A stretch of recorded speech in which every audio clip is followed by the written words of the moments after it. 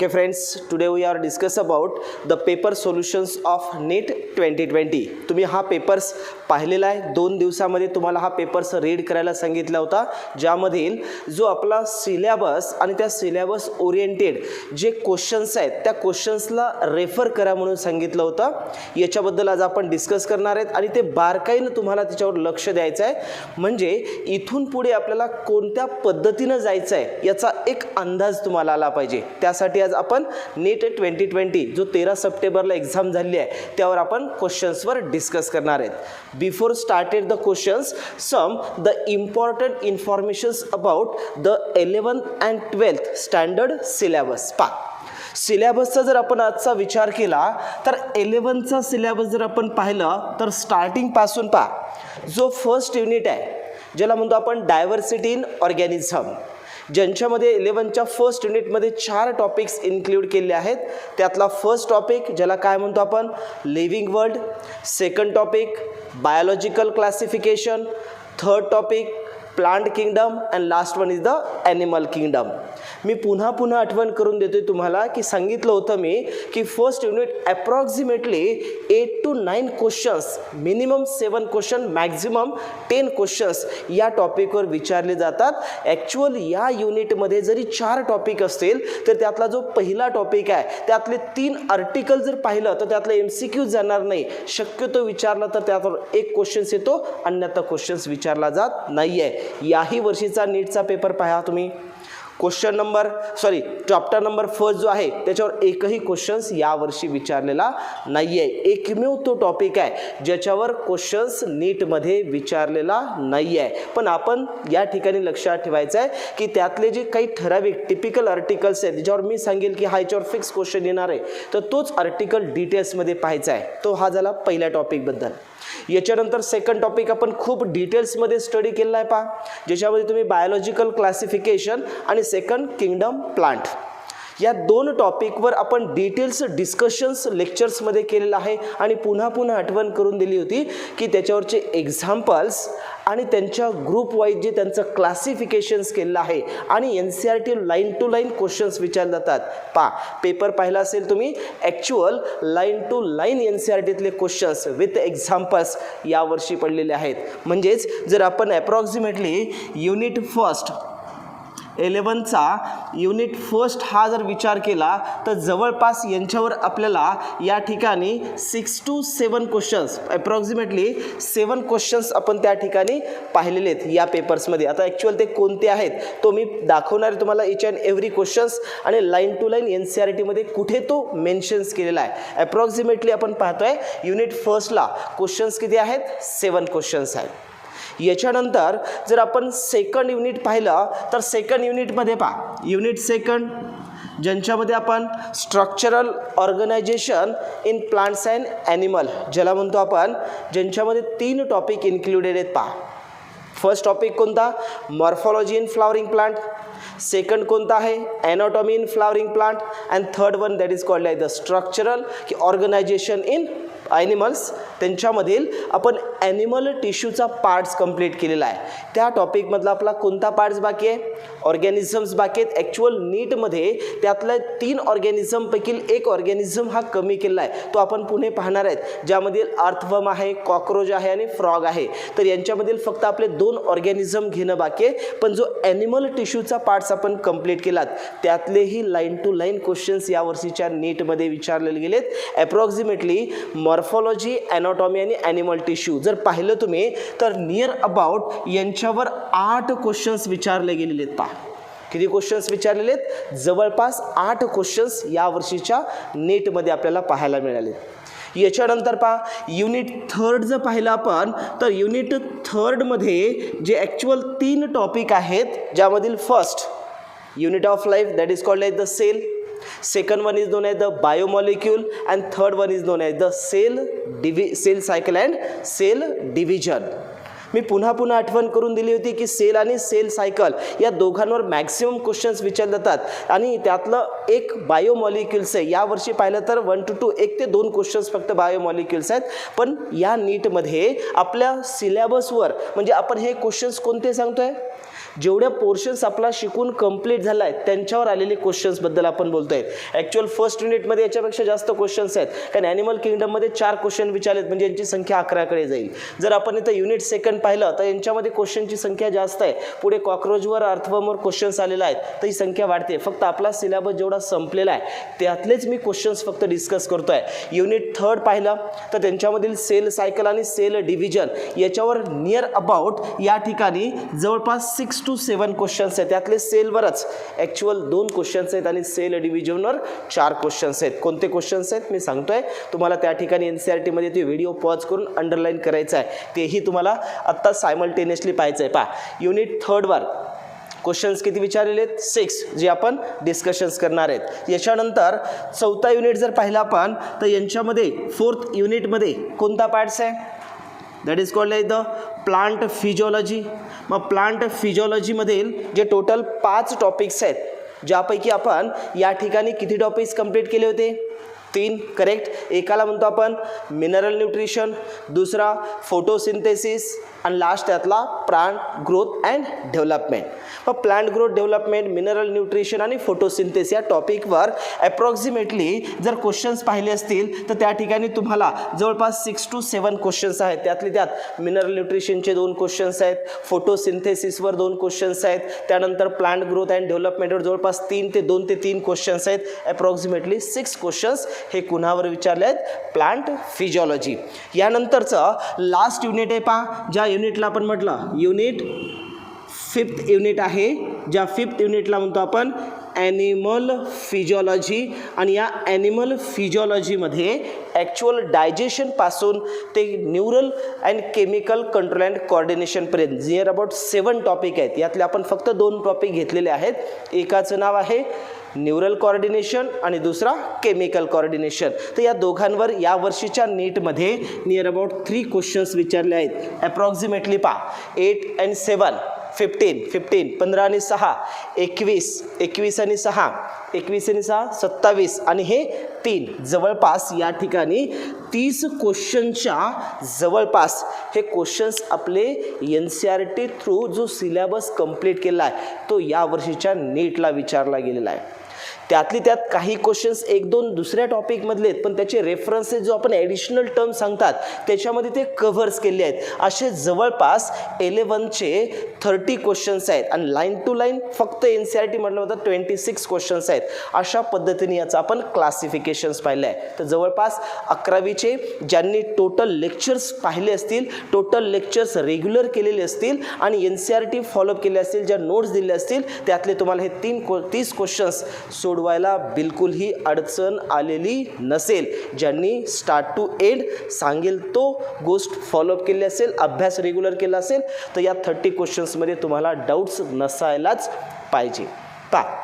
याच्यानंतर 12thचा जर विचार केला सिलेबसचा, तर 12thमध्ये जे 5 युनिट्स आहेत त्यातला फर्स्ट युनिट ज्याला आपण 6 नंबरचं युनिट म्हटलं तर कोणता आहे तो?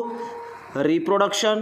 मग रिप्रोडक्शन युनिटमध्ये ॲक्च्युअल आपले टोटल टॉपिक किती आहेत? 4 टॉपिक्स आहेत, ज्यामधील first reproduction in organism, second sexual reproduction in flowering plant, third one is known as the human reproduction and last one is the reproductive health. यातला फक्त आपला रिप्रोडक्टिव्ह हेल्थ हा topic बाकी आहे. पण रिमेनिंग 3 टॉपिकची यावर्षी नीटमध्ये जर क्वेश्चन्स पाहिले असतील तर अप्रॉक्सिमेटली यामध्ये आपल्याला 7 क्वेश्चन्स पाहायला मिळतील की लाईन टू लाईन NCERT मधून विचारले गेलेले क्वेश्चन्स आहेत. तर रिप्रोडक्शन टॉपिक्स युनिट स्टार्ट करण्याच्या आधी मी एक तुम्हाला वाक्य असं बोललो होतो की रिप्रोडक्शन टॉपिक कंप्लीट करा, 8 to 10 क्वेश्चन्स 100% फायनल आहेत. तर यावर्षी जर तुम्ही रिप्रोडक्टिव्ह हेल्थ पाहिलं तर त्याच्यावर परत 2 क्वेश्चन्स आहेत, म्हणजेच 7 + 2 9 क्वेश्चन्स होतील.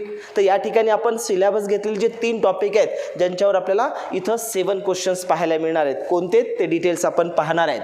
त्यानंतर सेकंड जर आपण त्यातील युनिट पाहिलं ज्याला 7 युनिट म्हटलं, कोणता युनिट्स आहे पहा? Genetics and evolution. ॲक्च्युअल यांच्यामध्ये 3 टॉपिक्स आहेत. एकाला म्हणतो आपण प्रिन्सिपल बेस ऑफ इनहेरिटन्स, दुसरा आहे मॉलिक्युलर बेसिस ऑफ इनहेरिटन्स आणि third one is the evolution. तिघांपैकी फक्त आपण एक टॉपिक कंप्लीट केला आहे ज्याचं नाव मॉलिक्युलर बेसिस ऑफ इनहेरिटन्स, आणि तुम्ही चांगलं पाहिलेलं आहे. नियर अबाउट 1.5 महिना हा टॉपिक आपण शिकवलेला आहे. यांच्यावरचे सर्व डिटेल्स लेक्चर याच्यामुळे एवढ्या डिटेल्समध्ये घेतलेले आहेत की त्यांच्या जी मी ॲडिशनल इन्फॉर्मेशन सर्व घेतलेली आहे ती सर्व याच्या लिंकमध्ये 2 टॉपिक आहेत. एकाला म्हणतो आपण बायोटेक्नॉलॉजी, त्यात एक प्रिन्सिपल अँड प्रोसेसेस आहेत आणि दुसरा ॲप्लिकेशन्स आहेत.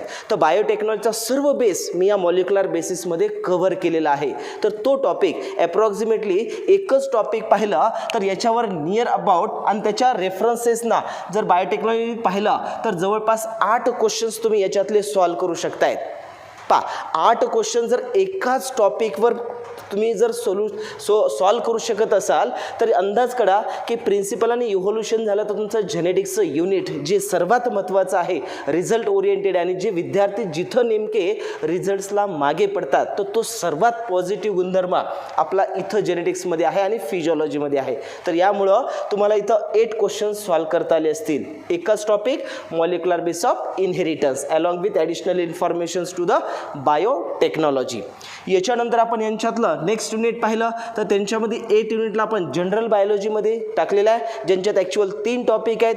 हेल्थ अँड डिसीज आहेत, एन्हान्समेंट इन फूड प्रोडक्शन्स आहे आणि last microbes in human welfare.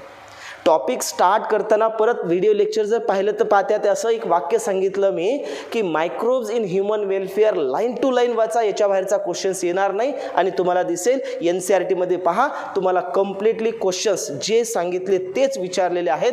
आणि या वर्षीचा जर आपण मायक्रोबचा विचार केला तर मायक्रोब्स याच टॉपिकवर एकच टॉपिक आपण यामधला कंप्लीट केला आहे. 3 क्वेश्चन्स आहेत. त्या 3 क्वेश्चन्सवर तुम्हाला ॲक्च्युअल जो मायक्रोब्स इन ह्युमन वेलफेअरमध्ये जे ॲसिड्स आहेत किंवा जो ऑर्गॅनिझम कॉझल ऑर्गॅनिझम्स आहेत किंवा मायक्रोबचा ह्युमन वेलफेअरमध्ये कोणता बेनिफिट्स आहेत यांच्यावर आपल्याला या ठिकाणी 3 क्वेश्चन्स विचारले आहेत मायक्रोब्स इन ह्युमन वेलफेअर.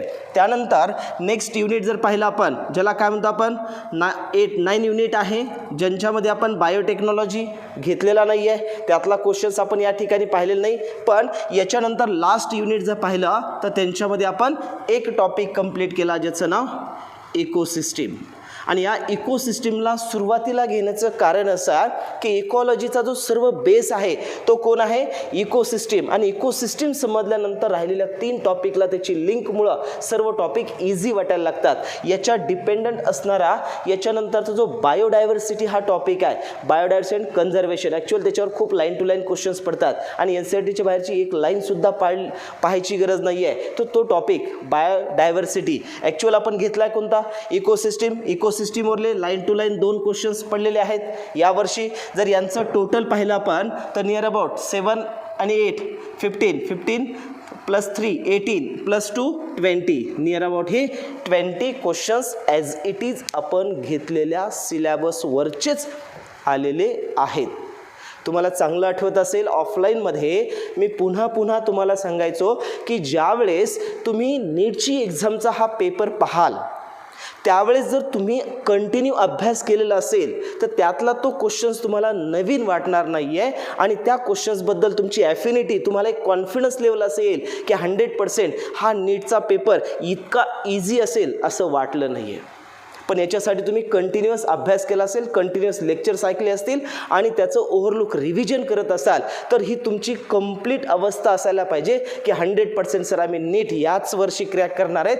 कारण या पेपरमधले जर मी 50 क्वेश्चन्स ॲज इट इज पाहतोय जिथं आपला 50% फक्त सिलॅबस कंप्लीट आहे, पण याच्या लागणारं जे बेस आहे ते सगळ्या टॉपिकमधलं आपण सेलमध्ये कव्हर केलेलं आहे. इकॉलॉजीचा एक टॉपिक तर इकॉलॉजीचं युनिट कव्हर केलं आहे, जेनेटिक्समधला एक टॉपिक तर जेनेटिक्सच्या ऑल टॉपिकचा बेसिक कव्हर केला आहे. म्हणजे याच्यानंतरचे टॉपिक फार लवकर आपले संपणार आहेत कारण त्याचा बेस हा टोटल मी कंप्लीट केला आहे. म्हणून तुम्ही नियर अबाउट 50 क्वेश्चन्सला अटॅच करू शकतात आणि तुम्हाला माहीत असायला पाहिजे की हे 50 क्वेश्चन्स तर आमचे 100% सॉल्व झालेत. किमान अभ्यास झाला नसेल तर एवढं तरी तुम्हाला लक्षात आलं असेल की हां हे आम्हाला शिकवलेलं आहे. म्हणून पुन्हा पुन्हा आठवण करून देतोय, मी माझ्या पद्धतीनं सिलॅबस ॲक्च्युअल तुम्हाला आउट ऑफ 90 क्वेश्चन्स हे सॉल्व्ह व्हायलाच पाहिजे त्या पद्धतीनं मी तुम्हाला टीचिंग करत आहे, तुम्हाला ते मटेरियल प्रोव्हाइड करत आहे, तुम्हाला त्या पद्धतीचे रेफरन्सेस वाचायला लावत आहे आणि तुम्हाला पेपर्स मुद्दामून मी पहिल्या लेक्चरपासून सांगतोय की फाईल करून ठेवायचे.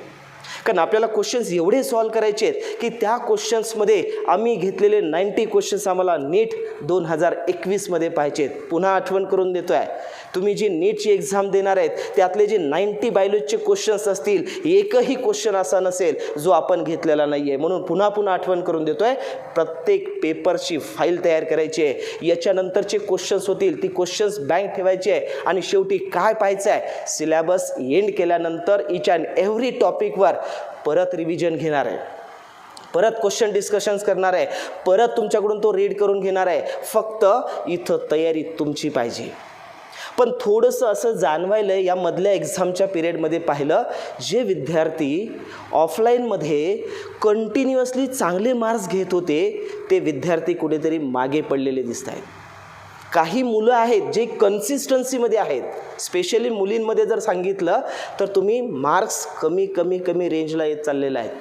मला हा आलेख, हा जो तुमचा ग्राफ आहे तो यानंतरच्या टेस्टमध्ये 100% इन्क्रीज झालेला दिसला पाहिजे. कारण तुमच्यात तेवढी ॲबिलिटी आहे, पण तुम्ही कुठे कमी पडतायत मला लक्षात येत नाही आहे. हां, माझ्याकडून काही कमी असेल तर मला अवश्य कळवा, मी त्या पद्धतीनं तुम्हाला तुमच्या क्युरीज क्लिअर करण्याची तयारी माझीही आहे. पण अभ्यास करताना तुम्ही बिलकुलही कमी पडू नका, कारण इथून पुढे जर आपण पाहिलं तर फक्त आणि फक्त आपल्याला 6 ते 7 महिने शिल्लक आहे आणि ह्या 7 महिन्यामध्ये आपल्याला टोटल सिलॅबस घेऊन रिव्हिजन करून तयार होऊन वाट बघायची आहे एक्झामची. कारण त्याच्या आधीच आपले प्रिपरेशन एवढं झालं पाहिजे की 90 क्वेश्चन्स मला सॉल्व्ह करून यायचे आहेत, एकसुद्धा कमी नाही आहे. प्रत्येक विद्यार्थ्याचं स्वप्न असलं पाहिजे की मी यावर्षी 360चीच तयारी करणार आहे. बाळांनो, काहीच अवघड नाही, काहीच अवघड नाही. तुम्हाला सुरुवातीला वाटलं असेल की सर म्हणतायत 360 पैकी 360, पण एवढं इझी नाही आहे. आज लक्षात आलं असेल, इझी आहे. मी बोलतो, उगाच बोलत नाही आहे, करण्याची तेवढी ताकद ठेवतो आणि करून घेण्याची ताकद ठेवतो म्हणून बोलतो आणि हे तुम्हाला पेपरमध्ये दिसलेलं आहे. एकच ध्यास घ्या, यानंतर आम्ही कधीही चूक करणार नाहीत. स्पेशली जे विद्यार्थी मागं पडलेले आहेत त्यांना तर एवढी सुवर्ण काळ आलेला आहे, एवढा वेळ भेटलेला आहे, क्लास घरी बसून करायचा आहे आणि पूर्णपणे तुम्हाला कुठल्याही कॉलेजेसचा कुठल्याही प्रॅक्टिकलचा लोड नाही आहे. तो 24 तास तुमचे 3-4 तास तुम्हाला लेक्चर्स पाहायला जात असतील, रिमेनिंग टाईम काय करताय? 24 तास अभ्यास करा. राहिलेले 7 महिनेत, या 7 महिन्यामध्ये मला करायचंच आहे, मी यावर्षीच MBBS होणार आहे, हे स्वप्न तुम्हाला बाळगावंच लागणार आहे आणि त्याच्यासाठी स्ट्रगल करावं लागणार आहे, मेहनत करावं लागणार आहे. कारण तुमच्या आईवडिलांनी तुमच्यामध्ये ते स्वप्न पाहिलेले आहेत. किमान आज घरी आहात, त्यांचे तरी स्वप्न कंप्लीट करा. जोपर्यंत तुम्ही काहीतरी करणार नाहीत तोपर्यंत तुम्हाला कोणीही विचारणार नाही आहे. ठीक आहे, 12वीचा काळ आहे, 12वीपर्यंत तुम्हाला आईवडील विचारतील, पण तुम्ही त्यांच्या विश्वासात जर पात्र ठरत नसाल तर 12वीच्या नंतर तुम्हाला तेही विचारणार नाहीत. लक्षात ठेवा.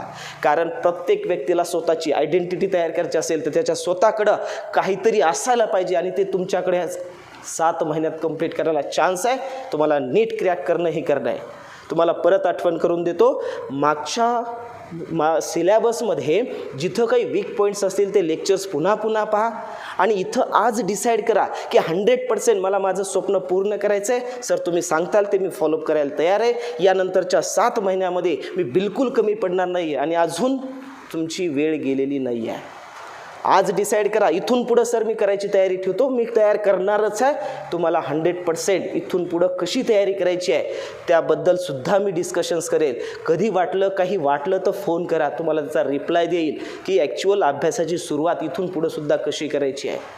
पण फॉलोअप झाला पाहिजे, 7 महिने स्ट्रगल घेतलं पाहिजे, ध्येय वेळ झालं पाहिजे, NCERTला दैवत मानायचं आहे आणि त्याच्यातला टोटल टॉपिक एक ना एक लाईन टू लाईन कंप्लीट करायचं आहे. म्हणून पुन्हा पुन्हा आठवण करून देतोय, 100% मला रिझल्ट आणायचाच आहे, हे फोकस पहिल्यांदा फिक्स करा.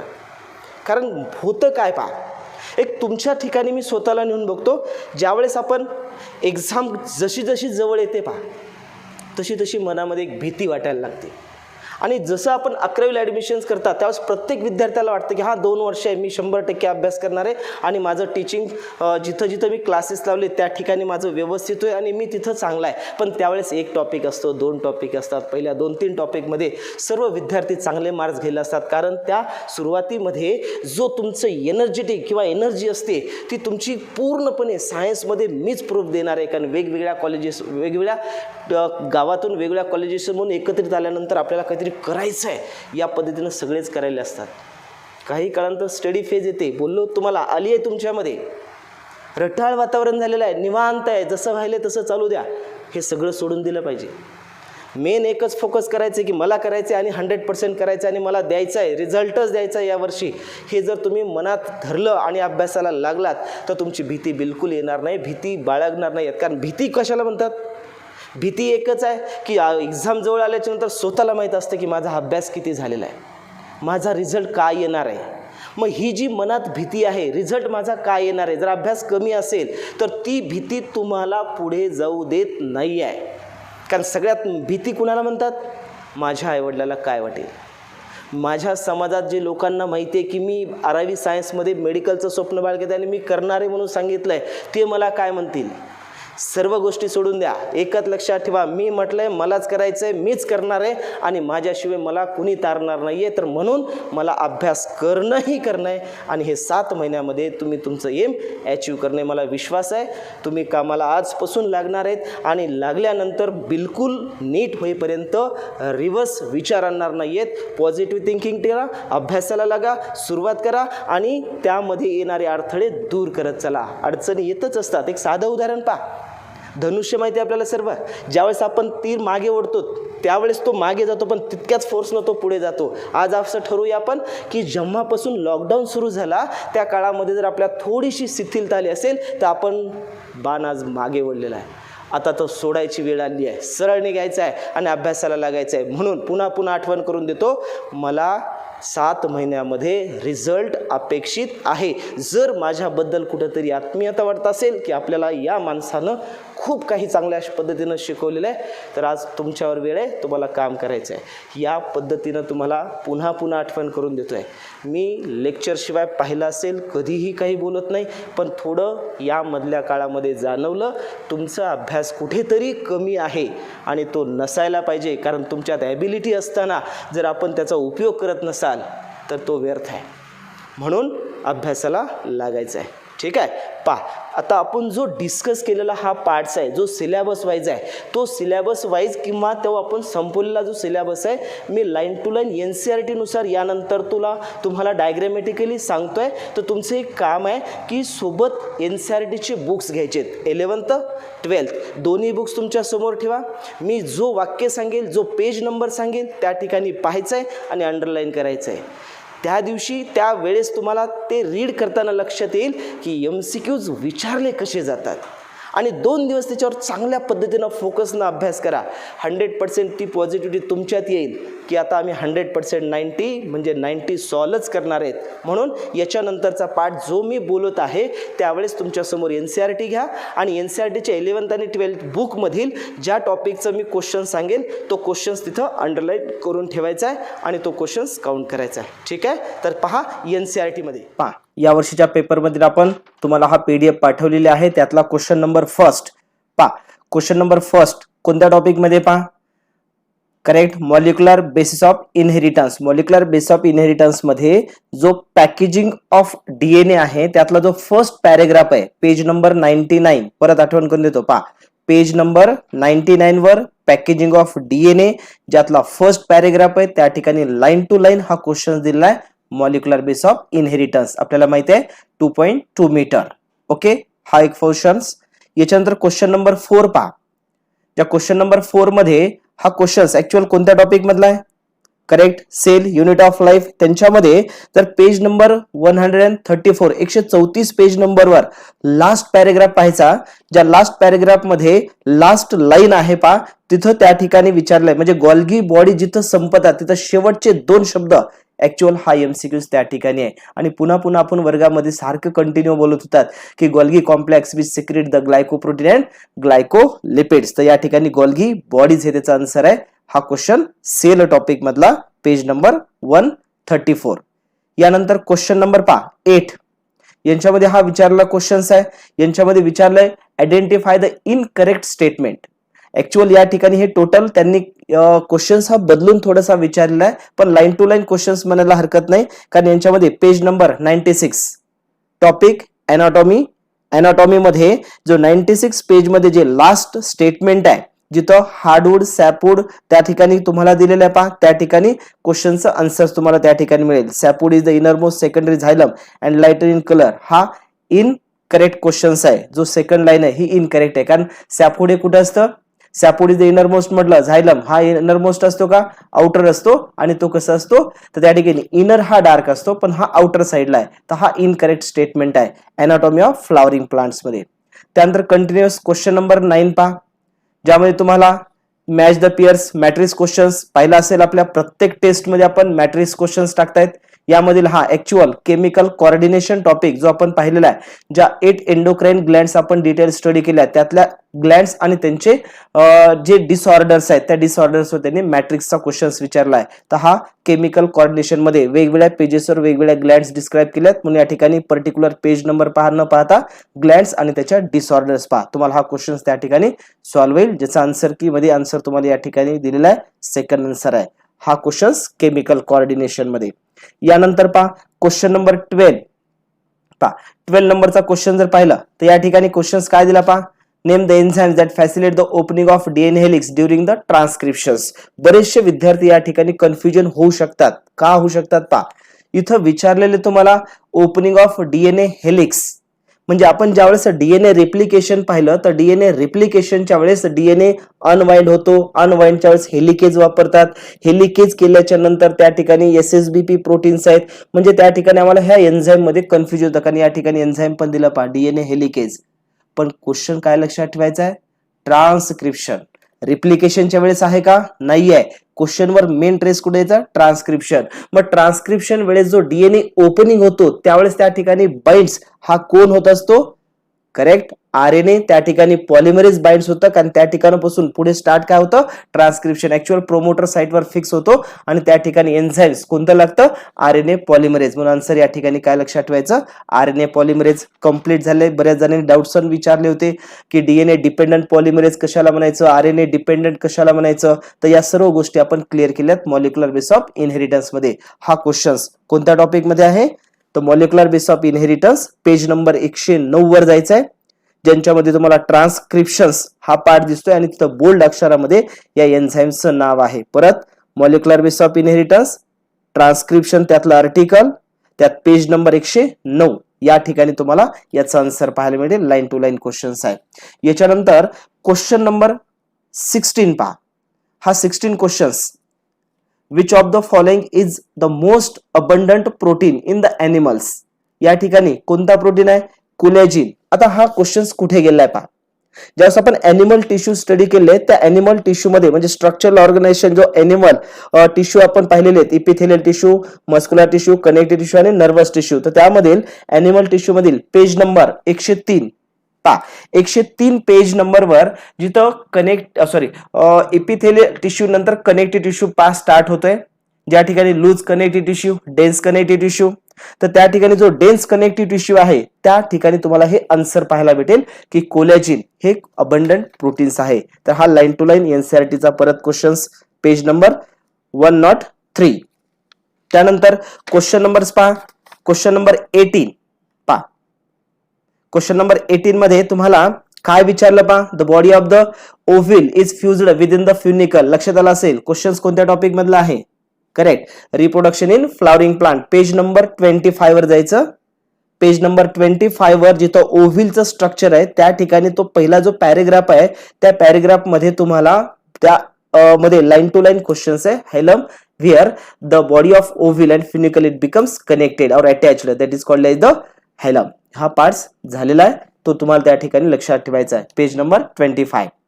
त्यानंतर क्वेश्चन्स नंबर पहा 19. कंटिन्यू मध्ये क्वेश्चन जर 19 पाहिलं तर या ठिकाणी विचारलाय which of the following is the correct about viroids.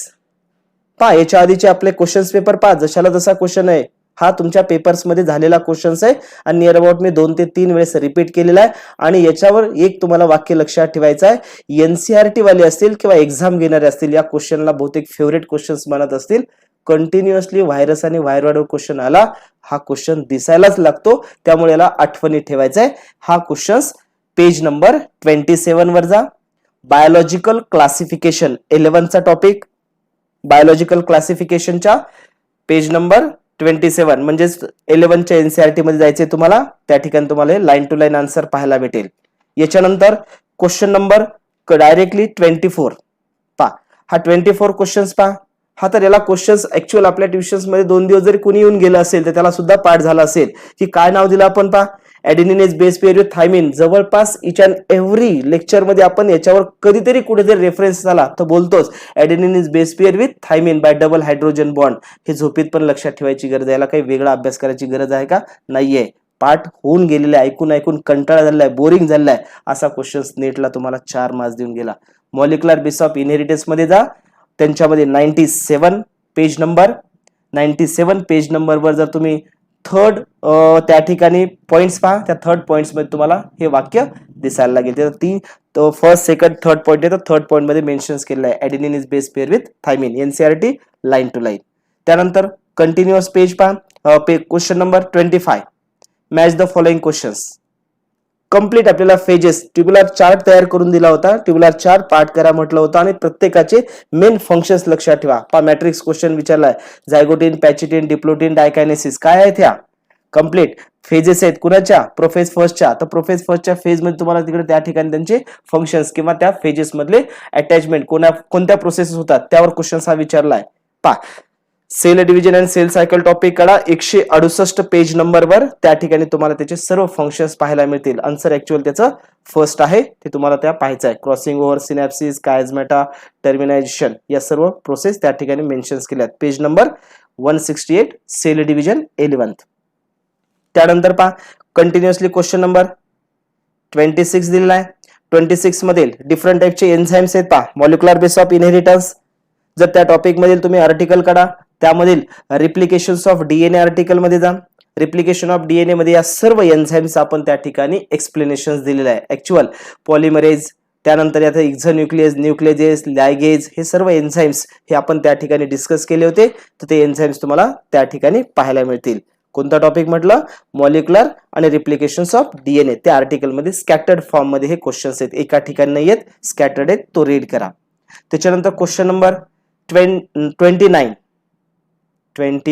पहा 29 क्वेश्चन्स. एवढा सोपा क्वेश्चन्स मला वाटतं या पेपर मध्ये तरी नसावा. काय दिलेलं आहे, the root that originated from the base of the stem. कशापासून ओरिजिनेट होतात, बेस पासून. तर या रूटला काय म्हटलं, फायबरस. पहा मॉर्फॉलॉजीचा टॉपिक पेज नंबर वर जा 66. पेज नंबर 66 मधला जो पहिला पॅरेग्राफ आहे, फर्स्ट पॅरेग्राफ, त्या ठिकाणी बोल्ड अक्षरामध्ये दिलेले आहे, फायबरस रूट. अंडरलाईन करा, रीड करा line to line questions morphology मधला पेज नंबर 66. त्यानंतर क्वेश्चन नंबर 31 पहा. 31 क्वेश्चन नंबर कोणता टॉपिक आहे, 31 मधील correct human reproduction. Page number 50 वर जायचंय. पेज नंबर 50 वर टॉपिक कोणता, ह्युमन रिप्रोडक्शन. 50 नंबर पेज वर एक डायग्राम दिलेली पहा आणि त्या डायग्राम मध्ये ग्राफ दिलेला आहे कुणाचा, हार्मोन्सचा. त्या ठिकाणी त्या ग्राफकडे बघितल्यानंतर तुम्हाला आन्सर मिळून जाईल. त्या ठिकाणी हाय कॉन्सन्ट्रेशन ऑफ इस्ट्रोजन ओव्ह्युलेशनच्या वेळेस, तर त्या ठिकाणी आन्सर 4 दिलाय. डायग्रामहून हा क्वेश्चन तयार केलेला आहे, तर तुम्हाला तो डायग्राम पाहिजे. फिगर कोणत्या पेज नंबर 50 वर, ह्युमन रिप्रोडक्शन 12th. त्याच्यानंतर कंटिन्यू क्वेश्चन नंबर 32 रीड करा. Goblet cells and living canals are the modified. Line to line questions आहे. कुठे आहे, अॅनिमल टिश्यू काढायचा. पेज नंबर 102 11 ची एनसीईआरटी काढायचं. त्यांच्यामध्ये फर्स्ट पॅरेग्राफ मध्ये थर्ड लाईनला त्या ठिकाणी चौथ्या थर्ड पॅरेग्राफ मध्ये त्या ठिकाणी तुम्हाला हा क्वेश्चन पाहायला मिळेल. Columnar epithelial cells. Answer line to line NCERT मध्ये आहे. Topic animal tissue. त्याच्यानंतर पहा, याच्यानंतर हा क्वेश्चन नंबर 34 क्वेश्चन्स मध्ये पहा काय दिलेले आहेत. मिनरल न्यूट्रिशन्स मध्ये आपण पाहिलं मायक्रो आणि मॅक्रो एलिमेंट्स आहेत त्यांच्यामधील iron, zinc, boron, manganese 2 parts मध्ये पेज नंबर 197 आणि 198 197 आणि 198 2 पेजेसवर वेगवेगळ्या ठिकाणी हे मिनरल न्यूट्रिशन्स आहेत आणि त्यांच्या येणारे फंक्शन्स आहेत. लाईन टू लाईन क्वेश्चन्स आहेत. हाही एनसीईआरटी मध्ये मिनरल न्यूट्रिशन 197 आणि 198 पेजेसवर तुम्हाला याची इन्फॉर्मेशन्स आहेत, तर अंडरलाईन करून ठेवायचं आहे. त्यानंतर कंटिन्युअस मध्ये पहा 35 क्वेश्चन्स. कोणत्या टॉपिक मध्ये बीटी कॉटन आपण घेतला होता? करेक्ट आहे. मायक्रोब्स इन ह्युमन वेलफेअर मध्ये जो बायो कंट्रोल एजंट्स आपण पाहिले होते, त्या बायो कंट्रोल एजंट्स मध्ये आपण बीटी कॉटन क्राय प्रोटीन असं म्हटलं होतं पहा. तिथं जायचं आहे पेज नंबर 187 187 पेज नंबरवर. टॉपिक कोणता? Microbes in human welfare 12th NCERT. त्यांच्यामधील सेकंड पॅरेग्राफ मध्ये जा. लास्ट 2 लाईन जे लास्ट 2 सेंटेन्स आहेत त्या ठिकाणी तुम्हाला त्याचा आन्सर्स आहे, अंडरलाईन करून ठेवायचा आहे. Page number 187 second paragraph last 2 sentences, त्यामध्ये इन्सेक्ट पेस्ट हा त्या ठिकाणी तुम्हाला पाहायला भेटेल. त्यानंतर पहा 36 क्वेश्चन्स. Ray floret line to line NCERT page number 73 11th कडा. मॉर्फॉलॉजीचा टॉपिक कडा आणि मॉर्फॉलॉजीच्या टॉपिक मध्ये पेज नंबर 73 मध्ये जो फर्स्ट पॅरेग्राफ आहे त्याची लास्ट लाईन अंडरलाईन करायची. लास्ट लाईन एकदम शेवटचा शब्द त्याच्यामध्ये फर्स्ट पॅरेग्राफ मधला रे फ्लोरेट. हा दिसला? Okay. Line to line question morphology. त्याच्यानंतर आपण क्वेश्चन्स नंबर 36 नंतर जर पाहिलं तर तुम्हाला क्वेश्चन नंबर नियर अबाउट याच्या नंतरचा 38 पहा. 38 क्वेश्चन्स मध्ये ऍक्च्युअल हा बायोटेक्नॉलॉजीचा क्वेश्चन्स आहे. बायोटेक्नॉलॉजी मध्ये त्या ठिकाणी आपण याचा references molecular base of inheritance मध्ये घेतला होता पहा. ज्यावेळेस आपण डीएनए कट करतात त्याला क्लेविंग एन्झाईम म्हटलं होतं मी. क्लेविंग एन्झाईम मध्ये मी 3 एन्झाईम्स तुम्हाला घेतले होते, एक्झोन्यूक्लियस, एंडोन्यूक्लियस अँड रेस्ट्रिक्शन एंडोन्यूक्लियस, आठवत असेल. आणि तिथं असं एक वाक्य मेन्शन्स केलं तर मी, restriction endonuclease is the enzyme which is helpful for cut the DNA at a specific site and to form the 2 segments of DNA and that end is known as the cohesive end which is also known as the sticky end. हे दोन्ही शब्द मी त्या ठिकाणी बोललेलो आहे. बायोटेकचा questions आहे, पण questions हा विचारलेला आहे तुम्हाला रेफरन्सेस मध्ये, हा तुम्हाला सांगितलेला क्वेश्चन्स आहे. हा क्वेश्चन नंबर 38. ऍक्च्युअल याचं रेफरन्सेस आपल्याला थर्ड याच्या पॅलिंड्रोम सिक्वेन्स बायोटेक्नॉलॉजी मध्ये येणारच आहे. बायोटेक्नॉलॉजी मध्ये तुम्हाला हा क्वेश्चन्स पाहायला मिळेल, पण मॉलिक्युलर बेसिस मध्ये त्याचा रेफरन्सेस मी दिलेले आहेत. त्यानंतर क्वेश्चन नंबर 40 पहा. क्वेश्चन नंबर 40 कोणता टॉपिक आहे? Human reproduction. पहा ह्युमन रिप्रोडक्शन मध्ये पुन्हा आपण याच्यावर विचार केलेला आहे की मिओसिस फर्स्ट कधी होतं, मिओसिस सेकंड कधी होतं, ओटिड कशाला म्हणतो आपण, त्या ठिकाणी नंतर त्या ओहम आणि स्पर्म यांचं जेव्हा फ्युजन होतं तेव्हा सेकंड मिओटिक डिव्हिजन होतं. खूप वेळेस आपण डिस्कस केलंय. त्यातली त्याचा रेफरन्स पहा पेज नंबर 52. ह्युमन रिप्रोडक्शन 12वी एनसीईआरटी, त्यातला फर्स्ट लाईन डायरेक्ट त्या ठिकाणी तुम्हाला क्वेश्चन्स पाहिले. फर्स्ट लाईन सेंटेन्स दिलेला आहे, तिथं तुम्हाला त्याचा आन्सर आहे, अंडरलाईन करून ठेवायचा आहे. त्यानंतर पहा कंटिन्यू क्वेश्चन नंबर 41 क्वेश्चन्स मध्ये थोडंसं कन्फ्युजिंग क्वेश्चन विचारलं आहे, पण अतिशय आपण त्याला सिम्प्लिफाईड करून वर्गामध्ये याच्यावरचे न्यूमरिकल सुद्धा आपण घेतलेले. टॉपिक फोटोसिंथेसिस आठवा. डार्क रिएक्शन त्यातला C3 पाथवे नंतर आपण C4 पाथवे घेतला आणि त्याच्यानंतर आपण फोटो रेस्पायरेशन टर्म घेतली होती. ज्या फोटो रेस्पायरेशन मध्ये आपण पुन्हा आठवण करून दिली होती की the photo respiration which accept the atmospheric O2 and give out CO2. Now that is called as the respiration and this takes place in presence of light, that is called as the photorespiration because the ribulose biphosphate which having the काय म्हटलं होतं, which having the ability to accept the atmospheric O2 and CO2 म्हणून त्याला Rubisco म्हणतो आपण, कारण त्याचा ड्विल function आहे कार्बोझायलेज आणि ऑक्सिजनेज. तर त्या ठिकाणी फोटो रेस्पायरेशन मध्ये वातावरणातून काय घेतो आपण? ऑक्सिजन. ऍटमॉस्फेरिक ऑक्सिजन ऍड केल्यानंतर त्या ठिकाणी कोण ऍक्सेप्ट करतो? रेब्युलोज बायफॉस्फेट. कार्बन किती असतात? 5 कार्बन. मग या 5 कार्बन मध्ये जेव्हा एक ऑक्सिजन ऍड होतो तर कार्बन इन्क्रीज होईल का? नाहीये. तर त्याचं स्प्लिटिंग 2 पार्ट्स मध्ये होतं. एकाला म्हणतो आपण फॉस्फोग्लिसरिक ऍसिड आणि दुसरा फॉस्फोग्लायकोलेट, आठवत असेल. तर फॉस्फोग्लिसरिक ऍसिड जो आहे तो 3 कार्बनचा असतो आणि 2 कार्बनचा जो फॉस्फोग्लायकोलेट आहे तो परत रिसायकलिंग करून त्याचं काय तयार होतं? फॉस्फोग्लिसरिक ऍसिड, मग किती कार्बन झाले 3 कार्बन, तर त्या ठिकाणी आन्सर 3 कार्बन हे अपेक्षित होतं. बऱ्याच जणांना हा कन्फ्युजन वाटला आणि एनसीईआरटी मध्ये तो ग्राफ पण दिलेला नाहीये, एनसीईआरटी मध्ये तो सायकल पण दिलेली नाहीये, पण ही सायकल फोटो रेस्पायरेशन मध्ये आपण पूर्णपणे स्केच काढलेला आहे, ज्याच्यामध्ये फॉस्फोग्लायकोलेट, त्यानंतर ऑक्सिडेज होतं, त्यानंतर त्या ठिकाणी ग्लायकोलेट तयार होतात, म्हणजे त्याचे इंटरमिडिएट आहेत.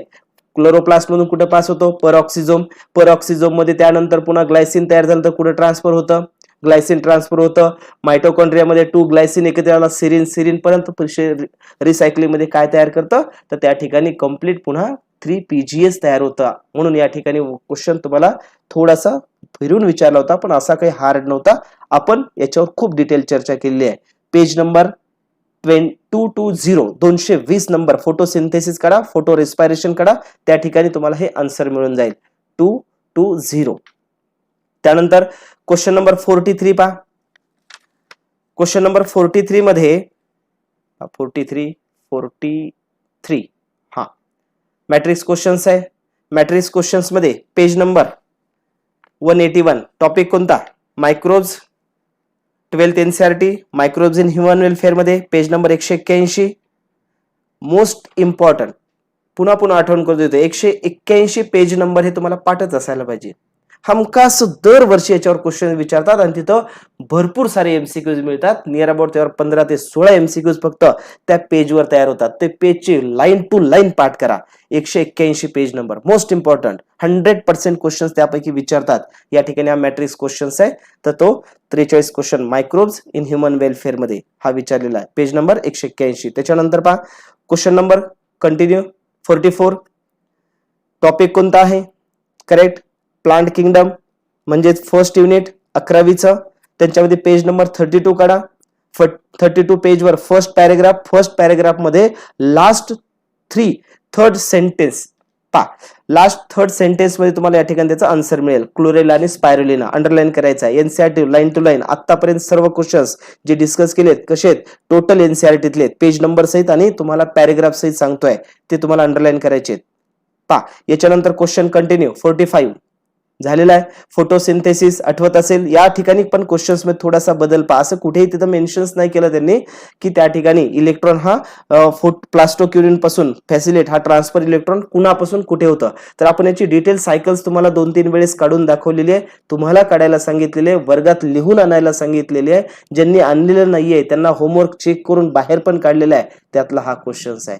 काय विचारलंय पहा, ज्यांच्यामध्ये तुम्हाला प्लास्टोक्युनन म्हणजे फोटोसिंथेसिस मधला नॉन सायक्लिक पाहिला आपण. नॉन सायक्लिक मध्ये PS फर्स्ट PS सेकंड आणि वॉटर स्प्लिटिंग ऑफ वॉटर, तर युनिडायरेक्शनल कुणाला म्हटलं आपण water PS second PS first NADPH2 correct आहे. तर या फ्लो मध्ये PS second to cytochrome B6 F complex हे त्याच्यामधील आन्सर तुम्हाला सिक्वेन्स मध्ये पाहायला मिळेल. स्केच एकदा परत पाहून घ्या.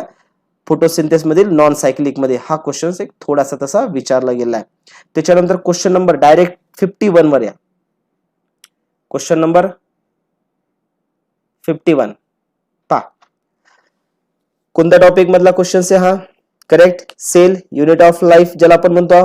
पेज नंबर 129 सॉरी 129 129 पेज नंबरवर रायबोझोम अँड इन्क्लुजन बॉडीज हेडिंगच आहे पहा. तिथं त्या रायबोझोम अँड इन्क्लुजन बॉडीज मधले पॉइंट्स वाचा. सर्व हेच पॉइंट्स आहेत, त्यामध्ये तुमचा आन्सर हा निघेल. थोडासा त्या ठिकाणी तो बदल करून विचारला. खालचे 3 पॉइंट लाईन टू लाईन आहेत आणि त्या ठिकाणी हा क्वेश्चन त्या ठिकाणी तुम्हाला ओळखायचा होता. इन्क्लुजन बॉडीज इनकरेक्ट विचारलेला आहे, तर खालचे 3ही करेक्ट आहेत. फर्स्ट आन्सर त्यातला इनकरेक्ट आहे. Page number 129 continue question number 52 पहा. 52 मध्ये पेज नंबर 93 कोणता टॉपिक आहे अॅनाटॉमी. ट्रान्सफर सेक्शन म्हटलं की टॉपिक कोणता अॅनाटॉमी. अॅनाटॉमी मध्ये तुम्हाला या ठिकाणी क्वेश्चन दिसायला लागेल की त्या क्वेश्चन्सला त्यांनी काय विचारलेलं आहे. फ्लोएम व्हॅस्क्युलर बंडल म्हणजे the transfer sections of the plant shows the following anatomical peculiarities. त्यांच्यामध्ये तेवढाच पॅरेग्राफ आहे. आन्सर काय मोनोकॉट स्टेम आहे. मोनोकॉट स्टेम काढा. मोनोकॉट स्टेमचा पूर्ण पॅराग्राफ रीड करा. त्यातले सगळे पॉइंट्स इथे लिहून टाकले जशाला तसे. दिलेले किती आहेत फक्त 5 ते 6 सेंटेन्स आहेत, त्याच्यातला हा जशाला तसा क्वेश्चन विचारलेला आहे. Monocot stem page number 93 anatomy. त्यानंतर कंटिन्यू 53 क्वेश्चन्स पहा. काय दिलेलं आहे रिलेशन ग्रॉस प्रायमरी प्रोडक्टिव्हिटी आणि दुसरा नेट प्रायमरी प्रोडक्टिव्हिटी. खूप वेळेस आपण याच्यावर चर्चा केलेली आहे. 12वी मधला क्वेश्चन्स आहे. बरोबर आहे. टॉपिक कोणता? इकोसिस्टीम. इकोसिस्टीम मधील पेज नंबर 243 वर जा. 243 मधील फर्स्ट पॅरेग्राफ पहा. त्या ठिकाणी तुम्हाला gross primary productivity and net primary productivity विचारलेली आहे. तर त्या ठिकाणी तुम्हाला तो कंपॅरिझन करून आन्सर काढायचे. आन्सर की मध्ये आन्सर दिलेत, मी आन्सर रीड करत नाहीये. क्वेश्चन्स तुम्हाला फक्त पाहिजेत. इथं आन्सर दिलेत, सर्व आन्सर पुन्हा पाहून घ्या. त्यानंतर क्वेश्चन नंबर कंटिन्यू 54. परत लाईन टू लाईन क्वेश्चन्स पहा. कुणामध्ये दिले आहेत? इन वॉटर हायकॅन and water lily pollination takes place. कुणामधला क्वेश्चन्स आहे? रिप्रोडक्शन्स मध्ये आलेला, ऑर्गॅनिझम मध्ये पण विचारले, टेरर ऑफ बेंगल आपण ज्याला म्हणतात. त्यानंतर बायोडायव्हर्सिटी मध्ये पण याचं एक्झाम्पल येणार आहे, पॉलिनेशन्स मध्ये पण एक्झाम्पल येणार आहे. तर हा क्वेश्चन्स तुम्हाला 2-3 ठिकाणी तुम्हाला त्याचा रेफरन्सेस मिळून जातील. वॉटर हायकॅन हा रिप्रोडक्शन्स मधला, हा पॉलिनेशन्स मध्ये येणारा पार्ट्स आहे. त्याच्यानंतर क्वेश्चन्स नंबर पहा 55 कंटिन्यू मध्ये. 55 क्वेश्चन्स पेज नंबर 184 वर जा. मायक्रोब्स मध्ये 12वी NCERT microbes in human welfare, त्यांच्यामधील पेज नंबर 184, त्यातला लास्ट पॅरेग्राफ. त्या ठिकाणी बोल्ड अक्षरामध्ये दिले पहा, ऍक्टिव्हेटेड स्लज. अंडरलाईन करा. व्हिडिओ पॉज करायचा, पेज नंबर चेंज करायचं, पेज नंबरवर जायचं आणि तिथं कम्प्लीट ते वाक्याला अंडरलाईनच करायचंय. त्याच्याशिवाय पुढे जायचं नाही. फक्त व्हिडिओ कंटिन्यू पाहायचा म्हणून पाहायचा नाही. व्हिडिओ पॉज करायचा, पेज नंबर चेंज करायचा, पेज नंबरवरती लाईन वाचायचा करायचा आणि आज कम्प्लिटली जेवढे झालेले क्वेश्चन्स आहेत ते पुन्हा पुन्हा रीड करायचे आणि ते पाठ करायचे. या क्वेश्चन्सवर मी रिपीट क्वेश्चन्स तुम्हाला एक्झाम मध्ये याच्यानंतरच्या टाकणार आहे, लक्षात ठेवा. Question number 55. याच्यानंतर पहा पुढे क्वेश्चन नंबर 57 पहा. 57 कोणता? Animal tissue. परत त्यानंतर पेज नंबर 101 वर जा. ॲनिमल टिश्यू एनाटॉमीच्या नंतरचा टॉपिक 11th मध्ये. त्यातला सेकंड पॅरेग्राफ काढा. सेकंड पॅरेग्राफ मध्ये लाईन टू लाईन क्वेश्चन आहे प्रॉक्सिमल कॉन्व्हेक्टिव्ह टेबलचा. ठीक आहे. त्यानंतर पेज नंबर 101 लक्षात ठेवा. त्यानंतर कंटिन्यू क्वेश्चन 58 पहा. 58 मध्ये कोणत्या टॉपिक मधला क्वेश्चन्स आहे? केमिकल कोऑर्डिनेशन एनसीईआरटीचा लास्ट टॉपिक, पेज नंबर 335 335. त्यातला लास्ट पॅरेग्राफ काढा. त्यातली फर्स्ट लाईन, फर्स्ट सेंटेन्स पहा, अंडरलाईन करा. आन्सर जशाल तसं मिळेल तुम्हाला. ठीक आहे. त्याच्या पुढे नंतर question continue 59. Which of the following is not an inhibitory substances. Question पहा. प्लांट ग्रोथ काढा. प्लांट ग्रोथ मध्ये 15वा टॉपिक 11वी एनसीईआरटी पेज नंबर 247. त्यांच्यामधील characteristics of growth regulators heading पहा. टायटल दिलेलं आहे कॅरेक्टरिस्टिक्स ऑफ ग्रोथ रेग्युलेटर्स. त्यांच्यातला सेकंड पॅरेग्राफ पहा. त्यांच्यामध्ये त्यांनी क्लासिफिकेशन केलेलं आहे की 2 मेन ग्रुप आहेत, एक प्रोमोटर्स आहेत, एक इनहिबिटर्स आहेत. कंटिन्यू वर्गात सारखं बोललेलो आहे मी तुम्हाला, लेक्चर्स मध्ये तुम्ही ऐकलं असेल. ग्रोथ रेग्युलेटर्स मध्ये प्रोमोटर्स आणि इनहिबिटर्स. तर त्या ठिकाणी तुम्हाला आन्सर आहे page number 247 characteristics of growth regulators second paragraph. Gibberellic acid answer आहे. त्यांच्यानंतर पहा क्वेश्चन नंबर 61. क्वेश्चन नंबर 61 मध्ये टॉपिक करेक्ट इकोसिस्टीम मध्ये पेज नंबर 246. या ठिकाणी मॅट्रिक्स क्वेश्चन आहे. या 2-3 ठिकाणी त्याला स्कॅटर्ड केलं आहे. First topic level, second topic level भरपूर वेळेस आपण चर्चा केली आहे. इकोसिस्टीम पेज नंबर 246 वर त्याला मला आन्सर पाहायला भेटेल. त्यानंतर 62 question number 62 first phase of translation पहा. कंप्लीट एनसीईआरटी काढायचं आहे. Molecular base of inheritance page number 114 वर जायचं आहे. ट्रान्सलेशन शोधायचं आहे. ट्रान्सलेशनच्या मधील लास्ट 2 सेंटेन्स दिलेत पहा आणि बोल्ड वर्ड दिलेला आहे त्या ठिकाणी, त्याला अंडरलाईन करा. अमायनो ॲसायलेशन्स ऑफ टीआरएनए, त्याला चार्जिंग म्हणतो आपण त्या ठिकाणी. पाहिलं एनसीईआरटी मध्ये, हा अंडरलाईन करा. लाईन टू लाईन क्वेश्चन्स आहे molecular basis of inheritance. Continue मध्ये क्वेश्चन नंबर 63 पहा. लाईन टू लाईन क्वेश्चन्स आहे. कोणत्या टॉपिक मधला आहे? प्लांट किंगडम मध्ये जायचं. पेज नंबर 36 त्यांच्यामधील टेरिडोफाइट्स काढा. टेरिडोफाइट्स मध्ये लास्ट थर्ड सेंटेन्स खालच्या साईडनं 3 सेंटेन्स सोडला त्या ठिकाणी तुम्हाला इक्विसिटम हा पाहायला भेटेल. तर त्या ठिकाणी अंडरलाईन करा. पेज नंबर 36 11वी NCERT plant kingdom topic pteridophytes मध्ये. याच्यानंतर क्वेश्चन नंबर पहा 65. 65 क्वेश्चन्स मध्ये या ठिकाणी तुम्हाला दिलेला आन्सर कोणता दिलाय? G1 phase. पण इथे एम फेज दिलेला आहे. ऍक्च्युअल सिक्वेन्स नुसार पाहिलं तर एम फेज येतं आणि जर या क्वेश्चन्सला त्यांनी वेगळ्या पद्धतीने take the decision for G0 तर G1 पण येऊ शकतं. बऱ्याचशा जे काही ऑदर्स मधील आन्सर की डिक्लेअर झाली आहे, काही ठिकाणी G1 हा आन्सर दाखवतोय, काही ठिकाणी एम दाखवते, पण सिक्वेन्शियल डायग्रामॅटिक गेलात तर एम फेज हा आन्सर यायला पाहिजे. आणि take the decision for cell division, आणि डिसिजन घेत नसेल तर रिव्हर्स म्हटलं तर G1 येतं. तर थोडासा डाऊट आहे, आपण NTA ज्यावेळेस की येईल त्यावेळेस त्याला आपण क्लेरिफिकेशन देऊ, पण ऍक्च्युअल तुम्हाला NCERT मध्ये इथं याचा रेफरन्सेस भेटेल. सेल डिव्हिजन पेज नंबर काढा 164, फर्स्ट पॅरेग्राफ रीड करा, त्यात फोर्थ सेंटेन्स आहे तिथं त्या ठिकाणी तुम्हाला रेफरन्सेस पाहायला मिळेल. त्यानंतर क्वेश्चन नंबर 68 पहा. क्वेश्चन नंबर 68 कोणता टॉपिक आहे हा? Sexual reproduction in flowering plant. पहा, रिप्रोडक्शन इन फ्लॉवरिंग प्लांट्स मध्ये त्या ठिकाणी तुम्हाला हा स्कॅटर्ड क्वेश्चन्स आहे, लिंक विचारलेली आहे. बऱ्याच वेळेस आपण क्वेश्चन्स हा एक्झाम मध्ये दिलेला आहे, पण एक्झाम मध्ये हे दोन ऑप्शन्स नसताना आपण त्याचा आन्सर सीड हे काढत होतात, कारण एका जनरेशन मधून तो कम्प्लीट एंड करतो आणि दुसरी जनरेशन तिथून स्टार्ट करतो, म्हणून आपण सीडला लिंक दिलेली आहे आपल्या क्वेश्चन्स मध्ये. पण यांच्यामध्ये यांनी अलॉंग विथ 2 टाकलेले. त्यांनी तर रेफरन्सेस असा घेतलेला आहे की ज्यावेळेस हॅप्लॉइड आणि डिप्लॉइड, तर तुम्हाला एक लाईफ सायकल दिली होती पहा, स्पोरोफायटिक जनरेशन आणि गॅमेटोफायटिक जनरेशन. तर या ठिकाणी स्पोरोफायटिक म्हटलं तर कोण आहे? अँथर. डिप्लॉइड मेल मधील पोलन ग्रेन हॅप्लॉइड, तर हा झाला मेल मध्ये. फिमेल मध्ये ओव्हिल मधला न्यूसेलस डिप्लॉइड, एम्ब्रियोसॅक मध्ये सेल फिमेल गॅमेट हॅप्लॉइड, म्हणजे डिप्लॉइड टू हॅप्लॉइड. आणि त्यांनी विदिन विचारलं, त्यामुळे both A and D answer त्या ठिकाणी इथं हे आन्सर काढलेले आहेत. तर क्वेश्चन्स काय आहे याच्यावर थोडंसं बारकाईनं पाहायचं आहे. आपण जरी क्वेश्चन्स सीड आन्सर असेल, पण हे ऑप्शन्स असताना ऑप्शन करेक्ट कोणता तो पाहायचा. तर त्या ठिकाणी हाही sexual reproduction in flowering plant मध्ये लाईन टू लाईन क्वेश्चन्स नाहीये, म्हणून पेज नंबर इथं सांगत नाहीये मी. तर हा थोडासा विचारलेला क्वेश्चन्स लाईफ सायकलवर आहे. त्यानंतर क्वेश्चन कंटिन्यू 69 पा, लाईन टू लाईन क्वेश्चन्स आहे. Cell division. सेल डिव्हिजन मध्ये पेज नंबर 168 वर जा.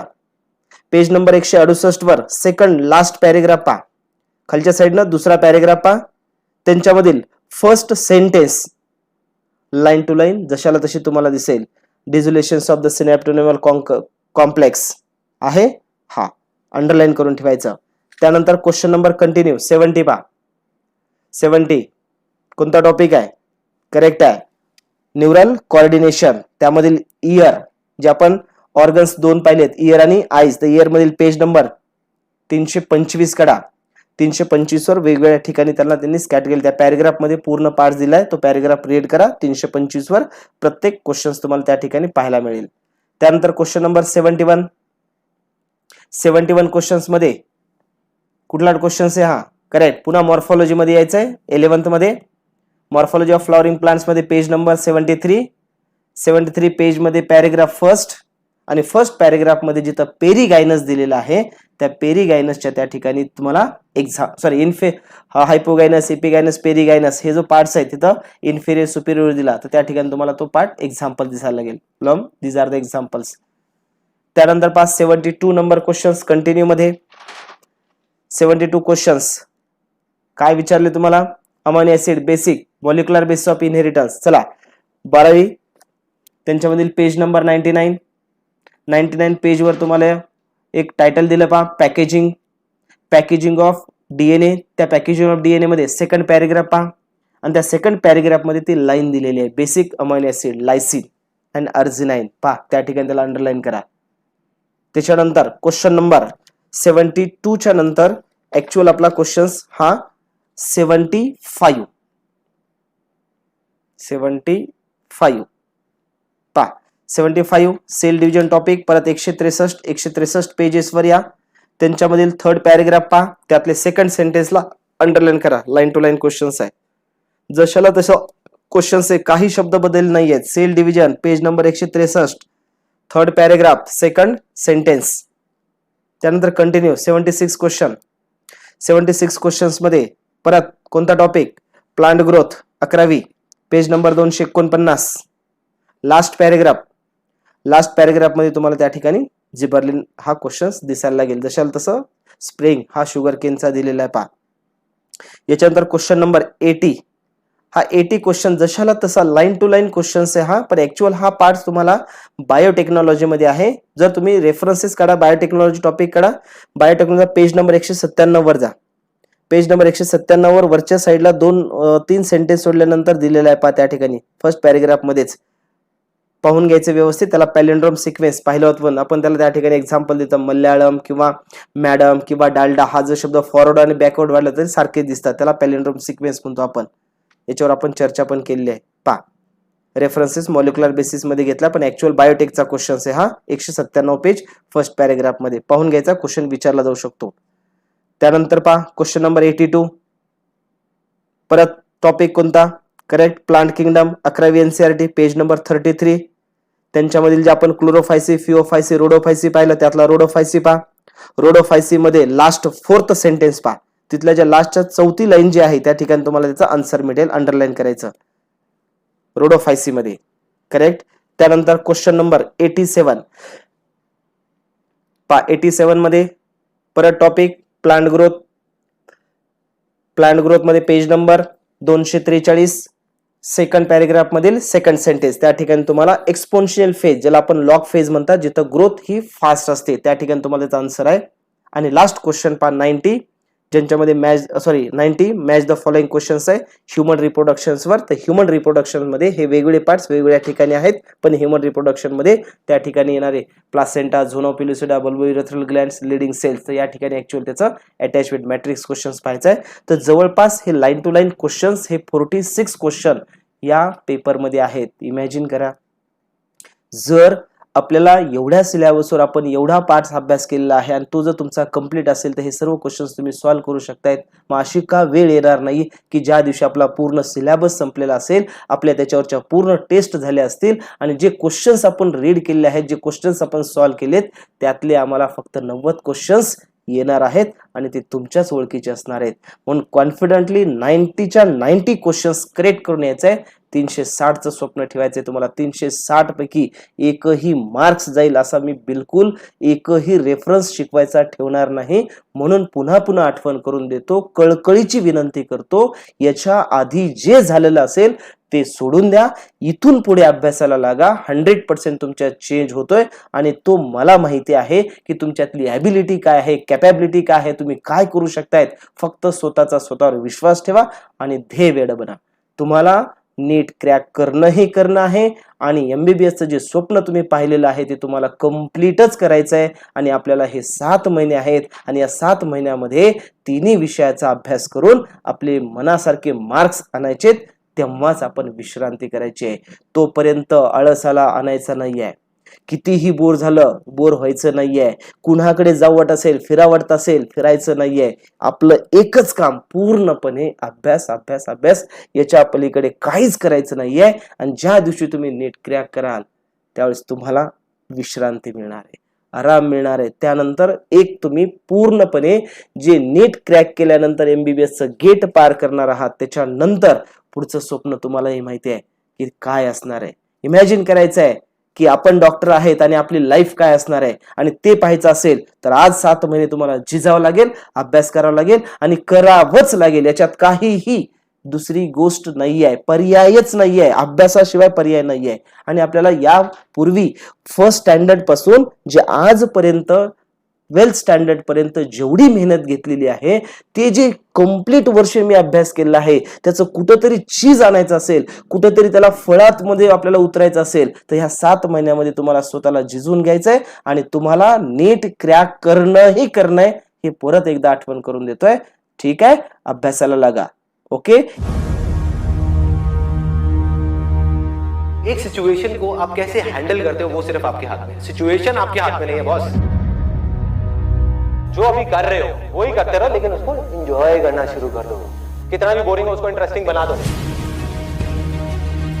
इससे इतना फर्क नहीं पड़ता कि आप क्या सोचते हैं, इससे फर्क नहीं पड़ता आप क्या बोलते हैं, क्या सुनते हैं. इससे फर्क पड़ता है कि आप क्या मानते हैं. क्योंकि जो आप मान लेते हैं आज नहीं तो कल वही आप बन जाते हैं. जब भी कोई बड़ा फेलियर आता है तो कोई बड़ी सक्सेस जरूर आता.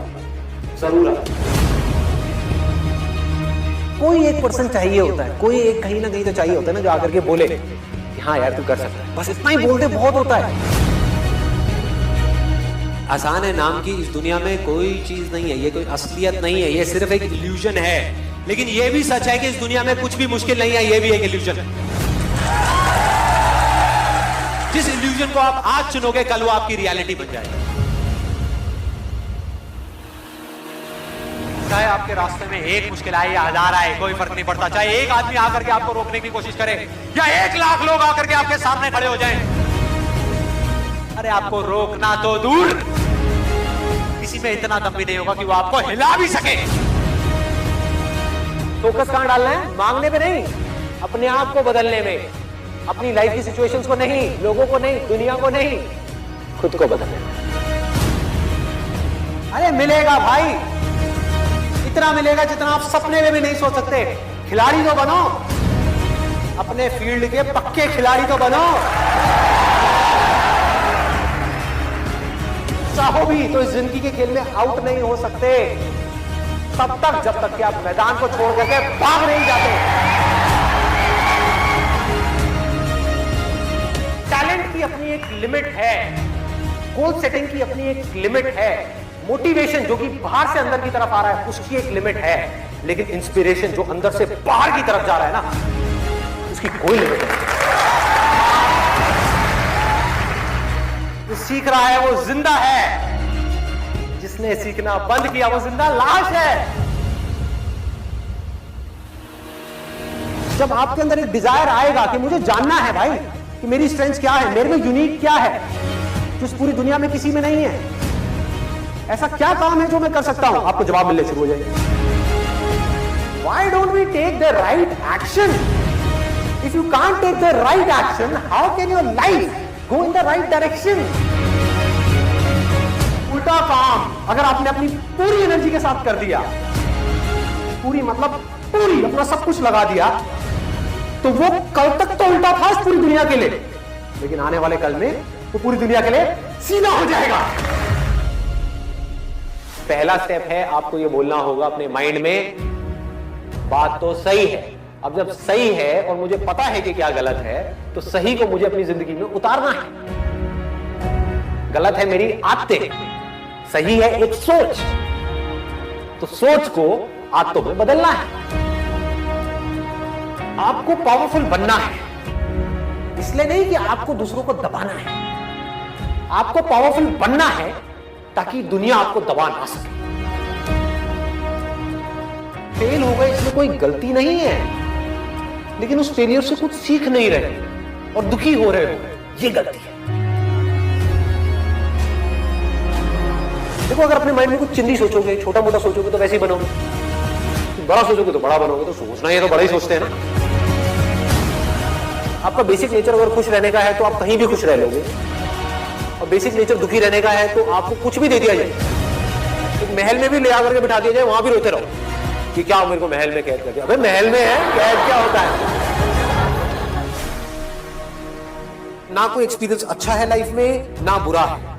अगर आप उससे सीख रहे हो तो, नहीं सीख रहे हो तो अच्छा भी बुरा है, सीख रहे हो तो बुरा भी अच्छा है।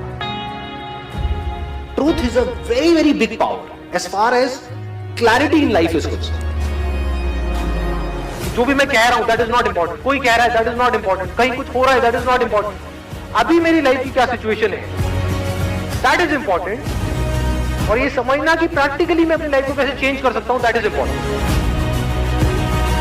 दो तरह की प्रॉब्लम्स है, एक जिसका सॉल्यूशन निकल सकता है, एक जिसका नहीं निकल सकता। जो नहीं निकल सकता वहां पर अपनी थिंकिंग को ठीक करना है, और जहां निकल सकता है वहां पर एक्शन लेना है। आप किसी से ना कम हो ना ज्यादा हो, कुछ चीजों में आप किसी से कम हो, कुछ चीजों में ज्यादा हो। जैसे ही आपका ध्यान जाएगा जिस चीजों में आप कम हो उसकी तरफ, तो आप परेशान हो गए, और अगर आपका ध्यान जाएगा जहां पर आप ज्यादा हो उसकी तरफ, तो आप एक्साइटेड हो जाओगे। तो दोनों को ही छोड़ो, you are unique, don't compare yourself with anyone. आपकी कैपेबिलिटी ये है, किसी और की कैपेबिलिटी ये है, आप उससे हार जाओ कोई प्रॉब्लम नहीं है। पॉइंट ये है कि क्या आपने अपना 100% दिया। अगर आपने अपना 100% दिया और आप उस बंदे से हार भी गए, तब भी आप जीत गए, क्योंकि आपको 100% देना आ गया। जो भी आप बोल रहे हो, फॉर एग्जाम्पल आप बोल रहे हो कि सब कुछ खत्म हो गया, उस पर क्वेश्चन मार्क लगा कि क्या ये सच है, क्या सच में सब कुछ खत्म हो गया है, या मुझे लग रहा है कि सब कुछ खत्म हो गया है। जो अंदर की दुनिया को कंट्रोल कर सकता है सिर्फ और सिर्फ वो ही बाहर की दुनिया को कंट्रोल कर सकता है। जिसकी नजर सही है उसको 100 लोगों की जरूरत नहीं है प्यार को एक्सपीरियंस करने की, उसके लिए एक ही काम।